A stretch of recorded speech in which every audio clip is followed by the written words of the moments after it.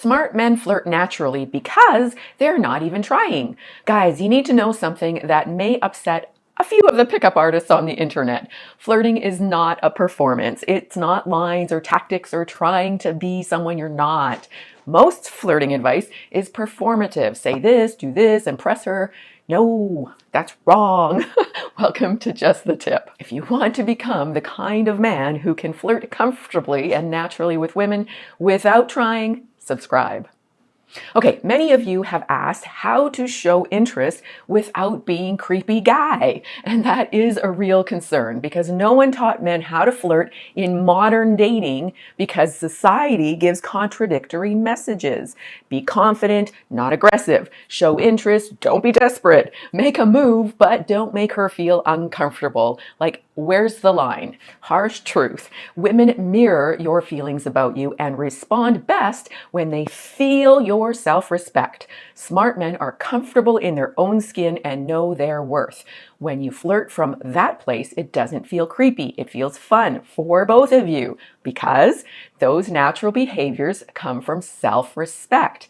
When you operate from self-respect, not need, women experience you as intriguing, not creepy. Now, that doesn't guarantee she will want you. No one can guarantee that, but you will have a lot more fun flirting and you won't be creepy dude. All right, let's jump in. 5 ways smart men flirt. Number 1, he teases from abundance, not desperation. So most guys think flirting is over complimenting a woman or being super nice and agreeing with everything she says because it shows her that you're alike. No, what's actually happening, well, when you are overly agreeable right out of the gate, you look like a guy who is desperate for her approval, like you are auditioning, not like you have a solid sense of yourself. Smart men tease, not to be mean, but because they actually enjoy the interaction instead of trying to survive it, focused on some particular outcome. They're playful, they may challenge what she says, or poke fun at her, all from genuine amusement. What teasing does for you? Well, when you've practiced, it keeps you relaxed. When you are teasing, you are not so much in your head worrying about what to say next and the perfect thing to say. You are engaged and present and having fun. What she experiences when you tease her, well, you're not intimidated by her. Most guys treat attractive women like delicate flowers. When you playfully challenge her, she feels like you see her as a person, someone interesting enough to spar with, not worship. This is critical. Teasing from abundance means you are genuinely amused, not mean, or trying to get a reaction or outcome. You enjoy the back and forth. And if she doesn't find it funny, you are not crushed. She's just simply not your person. Example, she mentions she's into yoga. A boring response would be, wow, that's so cool. I think yoga is amazing. You just auditioned. A better response is, let me guess, you drink green juice and talk about chakras with a smirk or a raised eyebrow. Playful. She can tell you're not serious. And now she's curious. Key point. Teasing shows that you are secure enough to risk her not liking you. Suggestion: next time you are talking to a woman, playfully disagree with something she says. Not everything, that would just be annoying, but when she says something you can riff off, do it. Practice. However, there are some huge no-nos to great teasing, so stay tuned. But first, number 2, he holds eye contact without flinching. Ooh la la, this one makes a lot of guys uncomfortable. You'll be talking to a woman and things are going well, and the second there is real eye contact, you feel flustered inside and you look away. But what no one told you, even though it is your nervous system that feels flooded, breaking eye contact first signals insecurity. It tells her that you're uncomfortable holding her attention, and your discomfort makes her uncomfortable. Smart men hold eye contact, not in a weird, unblinking, psychopathic way, but when you're talking, you stay present. You don't dart your eyes around, constantly looking for an escape route. Practical rule of thumb. The 80-20 rule. So you want to hold eye contact for about 80% of the time, and then you want to glance away for about 20% of the time. Now, what does holding eye contact do for you? Well, it forces you to be present instead of living in anxious thoughts. Now, with practice, genuinely staying present will help you stay grounded. It's part of what makes conversations feel real and meaningful. Now, what she experiences when you hold eye contact, she feels seen, not just looked at, but really seen. Most guys are so nervous, they're barely making eye contact at all. And when you're genuinely present and holding that connection, it creates intimacy, real human connection. And that's what women really crave. Key point. Eye contact creates good tension. When you hold her gaze for a beat longer than feels comfortable, there's a bit of electricity and she can feel that. So trust yourself to handle looking into someone's eyes, or start with the bridge of her nose if direct eye contact really sends your nervous system into overdrive. Suggestion, practice everywhere. Baristas, grocery store clerks, it really doesn't matter. Just hold eye contact when you're talking to people. Get comfortable when the stakes are low, so it feels more natural when the stakes are higher. Question, is eye contact easy for you, or would you rather stick needles in your eyes? Number 3. He creates tension by not rushing to comfort her. Okay, many guys think flirting means making her feel completely at ease as fast as possible. So they're overly reassuring, available, accommodating. They try to eliminate any anxiety she might feel. But what nobody explained to you is that comfort stalls attraction. Of course, don't make her feel unsafe physically. That is creepy. But don't rush to eliminate all the tension or uncertainty. Smart men let tension exist. They're comfortable with silence and uncertainty. They don't fill every gap with nervous chatter. What creating tension does for you, it keeps you out of people-pleasing mode. When you're constantly trying to make her comfortable, you are managing her emotions instead of having your own experience. What nobody told you? Well, tension is what separates friendship from romance. When everything is comfy right away, she puts you in the friend zone because there's no spark, no chemistry, no will he or won't he energy. When you let tension exist and don't immediately validate everything, but let silence sit for a moment, her nervous system wakes up. She pays more attention and she's wondering what you're thinking. She's engaged and invested. Now, this isn't a game. It's psychology plus physiology. Just like roller coasters are exciting because they're kind of scary, but still safe, emotional uncertainty creates a similar experience for women. Women live in their emotions. Providing a bit of uncertainty is a gift to her because women love those butterflies. Example, she tells a story and there's a pause. A boring response might be to immediately jump in with, "Oh my God, that's so interesting." Sorry again. You just eliminated tension. A better response would be just to let the pause sit for a second.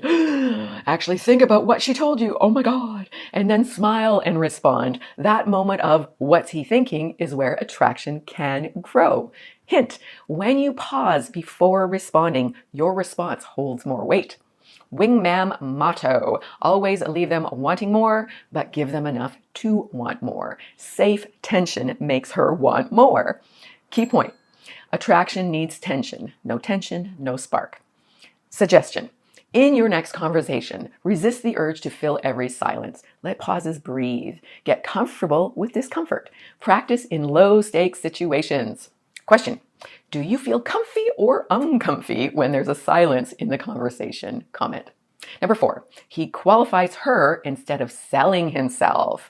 Many guys approach flirting like a job interview where he is the candidate trying to prove he's good enough, interesting enough, successful enough. Maybe you think you need to impress her or she won't be interested. What's actually happening, however, is when you are selling yourself, you position her as the prize and you as the contestant. You are operating from scarcity and she can feel that energy. Women mirror your feelings about you. Smart men qualify her. They ask themselves, is she interesting? Does she meet my standards? Is she someone I actually want to spend time with when we are not couch wrestling? They don't try to win her over. They're genuinely evaluating compatibility. Now, what qualifying her does for you, it protects you from investing time with the wrong women. When you pay attention to if she's a good fit for you, you filter out drama and incompatibility. You don't just accept any woman who shows you a little bit of attention or is hot. Instead, you are selective. That is self-respect, my friend. What does she experience? Well, when you subtly or playfully qualify her, you show you have standards. Most guys don't. And when you ask real questions about what matters to her with genuine curiosity to see if she's compatible, she realizes you are different without you having to tell her or sell her. So a bad approach might be, you know what, I'm in finance, I have my own place, I travel a lot. Sorry. Okay, that's an exaggeration, but you get my point. If you're doing that, you are sending out a resume that a gold digger will love. A better approach would be to say something like, what do you do for fun when you're not working? Now you're qualifying her to see if she's interesting to you. Hint, being interested is better than trying to be interesting. Don't interrogate her, just be genuinely curious. Genuinely curious. You have standards for who you spend time with. If she's boring or shallow, don't force it. Be okay with her not being the right one for you. Key point. If you don't have standards, you will attract users, losers, and abusers. Suggestion, ask questions that actually matter to you. Real curiosity based on beliefs, values, and goals. Now, by the way, if you have found value in this video, please give it a like and consider subscribing. Thank you. Okay, number 5, he always leaves first. This is not a tactic, so hear me out. You meet a woman, conversation is going great, there is chemistry, and then you stay, and you stay, and you stay. You milk every last second, afraid that if you leave, the opportunity is lost forever. All right, what nobody told you. Staying too long kills those butterflies she loves. By the end, you've gone from intriguing to exhausting. Ooh, completely known kills curiosity. Smart men leave first. The conversation is going great, they end it. Things are flowing, they've got somewhere to be. She's laughing, perfect time to go. What leaving first does for you, it shows her that this interaction, as fun as it is, isn't your entire world. What she's experiencing is you gave her a snack, an appetizer of who you are. The conversation was great and you ended it. She didn't get bored. You chose to leave while things were enticing, giving her the gift of craving more. Now she's thinking about you, wondering when she'll get to see you again, or if she gets to see you again. Now compare that to the guy who stays until it totally fizzles into awkward silence, until she's feeling drained and starting to check her phone. Example, you've been talking for 20 minutes. The conversation is good. The wrong thing to do is to keep going until you've extracted every possible second. The better move is to say, you know what, this has been really fun, but I've got to go. Let's continue this later. Here, put your number in my phone. You ended on a high note. She's not relieved that you're leaving. She's disappointed because she wants more. Key point, this is not a tactic. You must genuinely have a life that matters. You are not rearranging your entire day because a woman is talking to you. When you leave first, you show her what she's going to be a part of, an already fulfilling life. That's exactly what great women need. Suggestion, next time you are in a good conversation, end it while you're still on high energy vibes. Don't wait for the final natural death of it. These 5 ways smart men flirt are natural behaviors that come from being a man who respects himself. When you tease from abundance, hold eye contact, create tension, qualify her, and leave first, you give her what she needs to want more of you. This happens naturally when you are not doing it to get women, but because you are a self-respecting man. Self-respect precedes her attraction to you, your self-respect. But be careful how you tease, because there is a way to tease that creates butterflies that she loves and a way that instantly kills attraction. And my 3 T's of flirting video will show you exactly where that line is. So don't skip it. Big hug. God bless.